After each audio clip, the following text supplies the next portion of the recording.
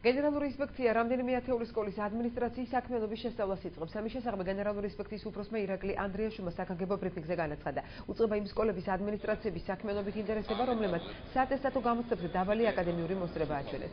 დიმიტრი შაშკინის ბრძანების საფუძველზე იმ სკოლების სამეურვეო საბჭოებს, რომლებსაც ცუდი აკადემიური მოსწრება ჰქონდათ, ადმინისტრაციისა და დირექტორის პასუხისმგებლობის საკითხის გამწვავა დაევალათ. თუ რომელიმე სამეურვეო საბჭო თავს აარიდებს დაკისრებული მოვალეობის შესრულებას, თავად სამეურვეო საბჭოს პასუხისმგებლობის საკითხი დადგება. საატესტატო გამოცდებში სულ 6000 მოსწავლე ჩაიჭრა.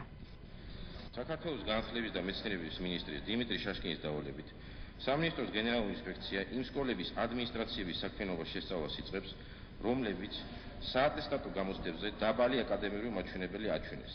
ასევე ზემოთ აღნიშნული სკოლების სამეურვეო საბჭოებს მინისტრმა სკოლების ადმინისტრაციების სასუზგებლობის საკითხის განხილვა დაავალა.